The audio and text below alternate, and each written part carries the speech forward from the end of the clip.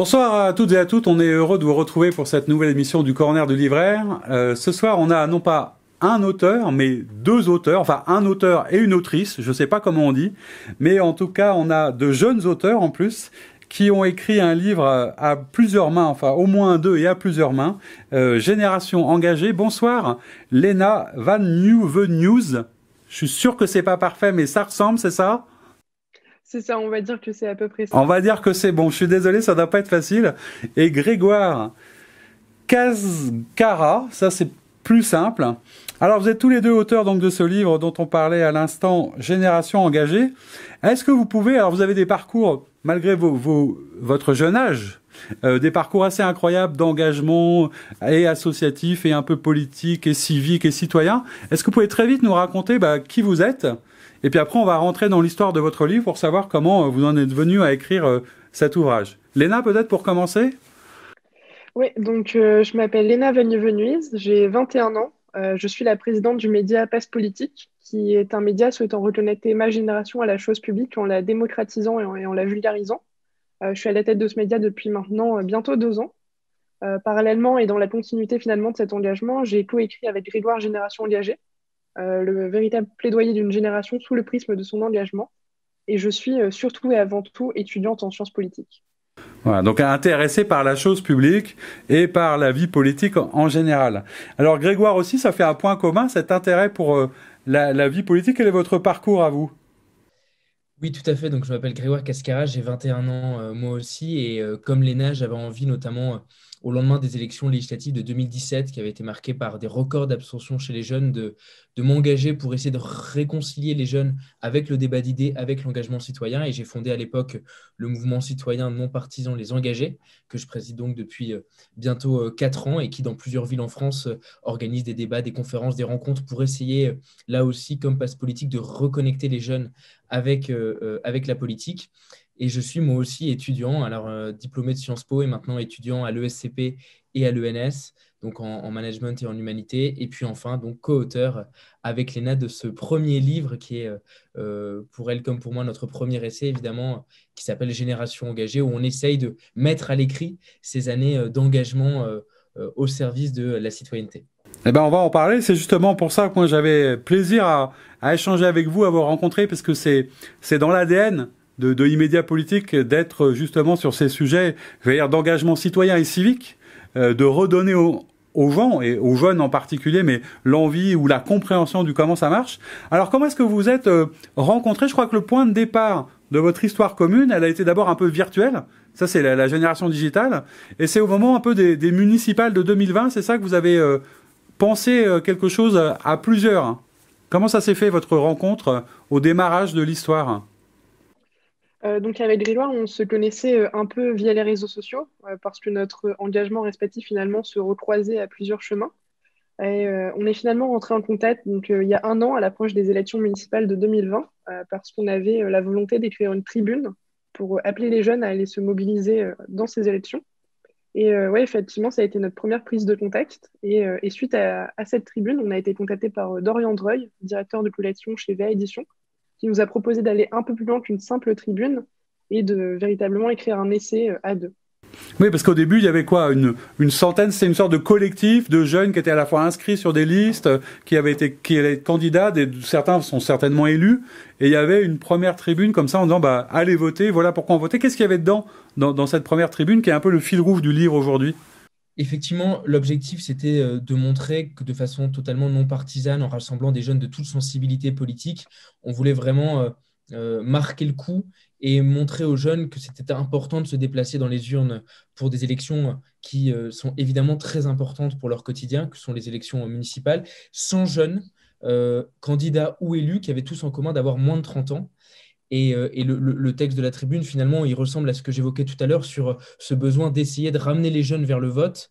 Et l'objectif, c'était d'expliquer aux jeunes non seulement la nécessité du vote, mais aussi de montrer qu'au-delà du vote, il y a d'autres formes d'engagement et que la citoyenneté, elle passe pas seulement ou plus seulement par le vote. Et ça, c'est aussi le travail qu'on mène avec nos structures respectives pour montrer qu'on peut s'engager de façon continue, de façon permanente dans la vie démocratique, la vie publique. Il y a plein d'endroits, il y a plein de lieux pour le faire, en fait. Hein. C'est ça l'idée. Est-ce que vous êtes tombé rapidement d'accord sur le titre ? Comment est-ce que c'est venu? Parce que ce qui est intéressant dans l'ouvrage, c'est qu'il y a à la fois une partie où, on va y revenir, vous décrivez un petit peu la manière dont vous vivez votre génération avec ses caractéristiques. Et puis il y a une autre partie qui raconte un peu ce qu'on peut faire, j'allais dire, pour l'avenir, les voies que vous proposez, parce qu'il y a beaucoup de propositions pour essayer de remettre tout ça en place. Comment est-ce que le titre est arrivé facilement ou pas?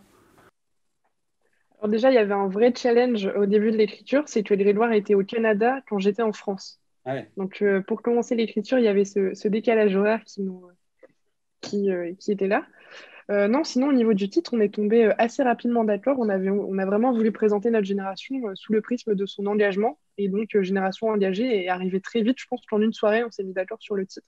Bon, ça, c'était un bon début. Alors, sur le constat, vous avez écrit des choses. Vous êtes aussi allé rencontrer un certain nombre d'interlocuteurs, à la fois pour vous nourrir, pour vous confronter, pour avancer sur ça. Comment vous avez fait le choix des personnes que vous avez rencontrées, qui sont à la fois certaines un peu connues, d'autres totalement anonymes? Comment est-ce que vous avez regardé ce panel d'interlocuteurs, en fait? Comment on s'y est pris? D'abord, on a écrit le livre à deux pour avoir un premier jet de l'ouvrage sans témoignage. Et c'est uniquement dans un second temps qu'on a ensuite ajouté des témoignages au fil des chapitres. L'idée, c'était pas seulement d'avoir un catalogue de témoignages au début ou à la fin de l'ouvrage, mais vraiment de les intégrer directement à nos raisonnements. Donc, on s'est posé la question dans un second temps, sur chacun des chapitres, sur chacune des thématiques qu'on traitait, quel intervenant peut être le plus légitime, le plus pertinent. Et donc, c'est pour ça qu'on a à la fois des experts, entre guillemets, dans leurs sujets respectifs, des intellectuels notamment, mais on a aussi des jeunes engagés, le but étant notamment de permettre à nos jeunes lecteurs, si le livre devait être entre les mains d'un lycéen, d'un étudiant, de se reconnaître dans des parcours d'engagement, de voir des jeunes qui se sont, eux, déjà engagés, que ce soit en politique, dans le secteur associatif ou même dans le secteur entrepreneurial, que ça puisse être aussi une source d'inspiration pour les futurs lecteurs.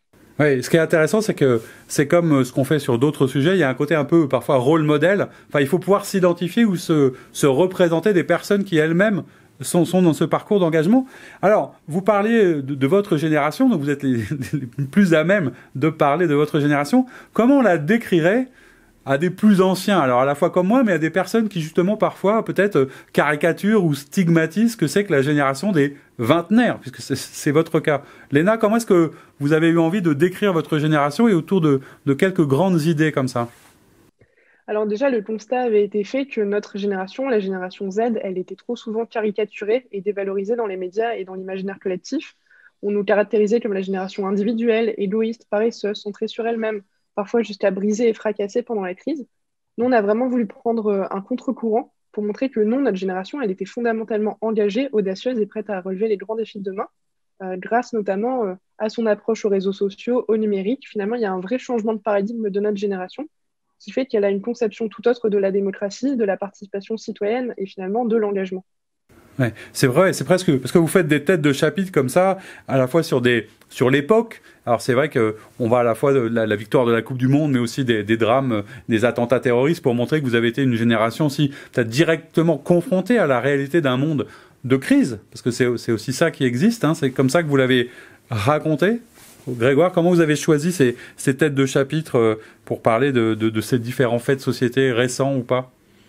D'abord, effectivement, comme le disait Léna, le constat qu'on a fait, c'est que notre génération est très souvent présentée comme individualiste. Et donc, on a essayé de réfléchir à ces moments qui sont éphémères, où tout d'un coup, face à une victoire de l'équipe de France de football ou face à des drames plus graves, notamment on parle aussi de l'incendie de Notre-Dame et bien sûr des attentats terroristes, comment tout d'un coup notre génération va pouvoir se mobiliser collectivement dans une forme de communion nationale et de quelle manière ces moments vont aussi construire et forger notre identité collective comme génération et développer notre imaginaire commun. Donc ça, c'était un axe qui était très important pour nous. Et puis, ça nous permettait aussi, je pense notamment au chapitre que l'on consacre aux nouvelles formes d'entrepreneuriat, de montrer comment cet engagement se traduit au quotidien, quelle forme nouvelle il prend.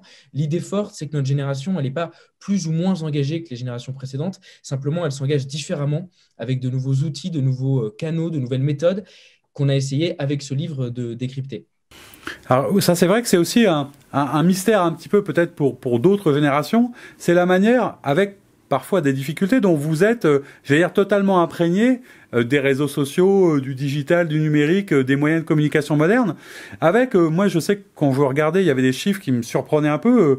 Je voyais que 80-85% des jeunes de moins de 20 ans ne s'informent plus que sur les réseaux sociaux ou à travers les réseaux sociaux. Est-ce que ça complexifie aussi peut-être, pour ce qui nous concerne, la manière dont les jeunes voient la politique? Est-ce que c'est aussi ça qui parfois crée une sorte de distorsion ou les éloigne? Parce que, à contrario, on voit aussi des politiques qui aujourd'hui, de manière sans doute un peu décalée et sans en maîtriser les codes, mais vont sur les réseaux sociaux pour essayer de s'adresser aux jeunes. Vous voyez, il y a une espèce de... comme s'il y avait une fracture aussi. Est-ce que ça a beaucoup joué par rapport à la manière dont les jeunes aujourd'hui voient la politique, peut-être? Mais tout d'abord, oui, les jeunes ont une approche tout autre à l'information de par le changement qu'il y a eu avec le numérique. Maintenant, on ne s'informe plus vraiment par les médias traditionnels, mais également par les médias alternatifs. Je pense aux médias exclusivement numériques, aux médias comme Clubhouse, aux réseaux sociaux, par exemple. Donc, il y a une volonté qui a été faite par des jeunes et des politiques de se reparler à travers ces nouvelles plateformes. Je pense qu'un premier pas a été fait quand on voit les initiatives du porte-parole du gouvernement de faire des stories Instagram, de faire des live Twitch. Je pense qu'il y a une vraie volonté et du gouvernement et des jeunes de retrouver un certain dialogue direct. Un premier pas a été fait, mais je pense qu'il faut aller encore plus loin, que les médias numériques sont une bonne façon finalement de se reparler et qu'on arrivera vraiment à rétablir un dialogue en les utilisant. Et ça, c'est ce qui permet aussi, et ça, c'est un de vos combats, on va regarder un peu dans les propositions que vous faites pour renouer avec peut-être plus de collaboratif et de participatif. Est-ce qu'on peut dire que quelque part, votre génération, c'est aussi avant tout une génération du participatif et du collaboratif, y compris dans la vie publique et politique? Oui, c'est-à-dire que ce qui, je pense, distingue notre génération des précédentes, c'est que les générations précédentes avaient tendance à s'engager dans des structures traditionnelles, les églises, les syndicats, les partis, sur le long terme. Alors que notre génération va davantage avoir des engagements éphémères qui peuvent prendre la forme d'une pétition ou d'une story Instagram sur les réseaux sociaux, qui peuvent aussi se concrétiser à travers une manifestation dans la rue. On l'a vu notamment au moment des marches pour le climat. Donc, c'est des nouvelles formes d'engagement qui sont là encore, pour la plupart, éphémères, très courtes. Et tout l'enjeu, c'est de réussir à transformer ces prises de position immédiates en engagement de long terme. Et c'est toute la difficulté qu'on a avec les jeunes et cette génération aujourd'hui. Alors, comment est-ce qu'on fait, ça c'est la partie un peu proposition, pour faire en sorte que la jeunesse aille de nouveau voter, ce qui est une manière de faire, mais pas simplement, mais parce que vous y tenez aussi et que pour vous la politique est importante. Alors je crois qu'un des enjeux très importants, et c'est un paradoxe, et en même temps, on a à la fois une société hyper mondialisée avec quelque chose de supra, et pour vous, l'échelon prioritaire, c'est un retour un peu au local et à la proximité. C'est une des priorités pour retrouver une voie de l'engagement avec la jeunesse? Alors oui, nous proposons 4 thèmes clés pour construire une véritable société de l'engagement. Tout d'abord, réinventer l'enseignement de la citoyenneté à l'école, qui est un des premiers pas pour vraiment se saisir des enjeux clés d'un citoyen. Réinventer le concept de citoyenneté plus globalement, redorer le blason de l'engagement local, comme vous l'avez dit, et finalement relever le défi de la démocratie participative. Avec Grégoire, en fait, on s'est retrouvés dans le fait qu'on était tous les deux engagés à l'échelon local il y a maintenant 1 an. On a partagé ce constat que finalement, l'échelon local, c'était celui où on pouvait le plus facilement s'engager, le plus facilement faire bouger les choses et se rendre compte de ce qu'on faisait avait un réel impact. Donc, je pense que oui, il faut tout de suite passer par l'engagement local, que c'est le premier échelon pour renouer le dialogue entre les jeunes et la politique, et finalement avoir un impact réel dans sa citoyenneté et la vie de tous les jours. Ok. Grégoire, dans les autres pistes ou les propositions qui vous tiennent à cœur, tous les deux, qu'est-ce qu'il y a d'important? Il y a un des sujets qui est évidemment très important, c'est celui de la démocratie directe et d'une démocratie plus participative. On a tous les deux à cœur de refaire voter les jeunes, mais on est convaincu que si on veut vraiment que les jeunes s'intéressent au vote et retournent voter, c'est pas simplement avec des campagnes de prévention en appelant au vote qu'on y parviendra. C'est en refondant, en réinventant complètement nos fonctionnements démocratiques, en incluant davantage les citoyens dans la mise en place des politiques publiques de façon continue. Alors que là, on a le sentiment qu'on demande aux jeunes d'aller voter et qu'ensuite on leur dit circulez, il n'y a rien à voir pendant 5 ans et rendez-vous à la prochaine élection. Et c'est cette espèce de cercle vicieux qu'on veut briser. Ça passe par beaucoup de voies. Évidemment, les pouvoirs publics ont un rôle à jouer. On parle notamment d'un mécanisme qui est le mécanisme du budget participatif. Inclure les citoyens dans les budgets municipaux, leur permettre de faire des propositions que l'équipe municipale va ensuite mettre en œuvre. On parle aussi d'initiatives entrepreneuriales, notamment les civic tech, toutes ces technologies qui se développent pour essayer de reconnecter les citoyens avec la politique, mais aussi les maires, par exemple, avec leurs administrés. Donc, il y a énormément d'initiatives qui sont en train de voir le jour depuis quelques années. Donc, notre conviction, c'est que la réponse, elle viendra des décideurs publics, elle viendra de l'État, elle viendra de la politique, mais elle viendra aussi du tissu associatif et du tissu entrepreneurial. Avec aussi peut-être, enfin moi je le vois, et c'est comme ça que parfois je le ressens avec la jeune génération quand je pense à mes étudiants. Est-ce que vous ne croyez pas qu'il y a aussi une dimension, et est-ce que vous faites des choses peut-être pour ça à travers vos différents mouvements, j'allais dire de la pédagogie du comment ça marche. Moi j'ai constaté que souvent les gens ne s'intéressent pas globalement, quelles que soient les générations, parce qu'ils ne comprennent pas ou parce qu'ils n'ont pas les enjeux, etc. Comment est-ce qu'on peut faire pour plus de pédagogie et d'explication sur ces enjeux qui demandent aussi parfois du temps? Vous voyez, il y a un paradoxe entre le zapping, la petite phrase et en même temps la nécessité de prendre le temps d'expliquer des enjeux qui ne sont pas simples. Comment est-ce qu'on peut gérer cette contradiction? Alors nous, c'est ce qu'on essaie de faire sur Passe Politique. On s'est rendu compte qu'il y avait deux freins principaux au dialogue entre jeunes et politiques, une certaine déconnexion entre les jeunes et les pouvoirs publics, et également une mauvaise perception de ce qu'est l'engagement et la chose publique. On a décidé pour ça de diviser notre média en deux parties. Une partie, on propose des articles définitionnels de notre système politique sur les acteurs, sur les institutions, sur les élections à venir, et une partie à la rencontre d'eux, qui va venir proposer des entretiens avec des jeunes engagés, des élus, des ministres, des députés, des sénateurs, etc., sous le prisme vraiment de l'engagement pour déconstruire tous les préjugés qu'il peut y avoir autour de ça, établir un vrai dialogue entre les jeunes et les engagés. Bon, et puis je suppose que c'est quoi la suite? C'est-à-dire que là, votre livre va sortir, je crois, début mai, sans doute le 6 mai.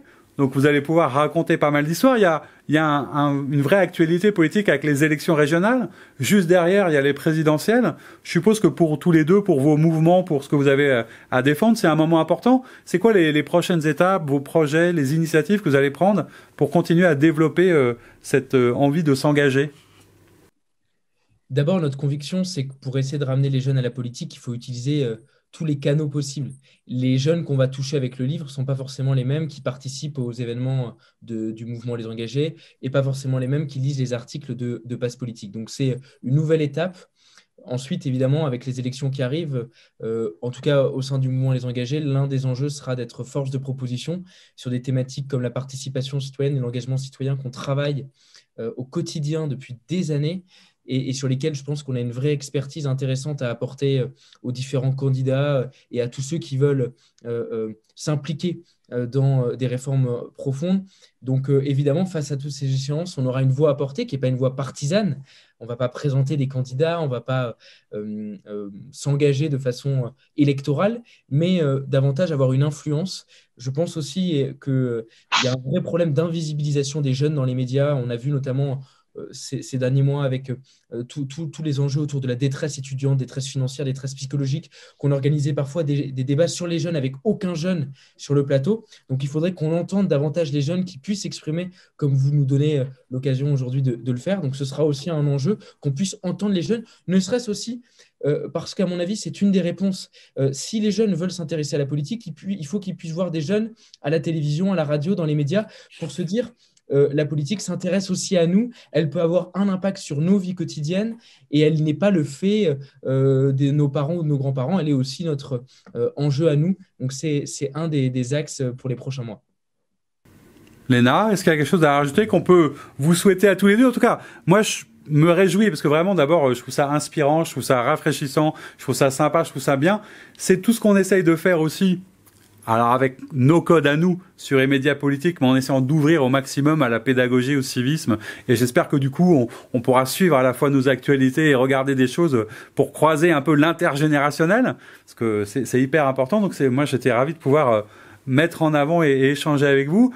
Qu'est-ce qu'on vous souhaite d'autre, Léna, dans les mois qui viennent? Et puis, comment est-ce qu'on peut imaginer continuer à dialoguer ensemble pour aller vers plus d'engagement citoyen? Alors, comme l'a dit Grégoire, c'est bientôt les élections et je pense que la jeunesse sera un thème clé. Donc, à nous de faire entendre notre voix et d'imposer notre perception de la chose publique. Et ensuite, oui, je pense qu'un premier pas a été fait dans la reconstruction du dialogue entre jeunesse et politique, et chose publique, et représentants de la chose publique. Donc, il faut aller encore plus loin dans ce dialogue. À tous les jeunes qui souhaitent s'engager, mais qu'ils s'engagent et qu'ils fassent valoir leur voix, et que tous ensemble, on reconstruise une véritable société de l'engagement où les jeunes ont tous leur place. Bon, et ben voilà un beau programme. Moi, en tout cas, je serai toujours là avec vous pour soutenir ces démarches. Ça me fait plaisir. Je rappelle, et on le verra apparaître à l'écran, hein, le titre de l'ouvrage Génération engagée. L'éditeur, c'est VA. Merci beaucoup d'avoir été là tous les deux. Je vous souhaite un plein succès pour cet ouvrage et pour tous vos engagements associatifs. Et pour ce qui nous concerne, je vous dis à très bientôt pour une nouvelle émission. Au revoir.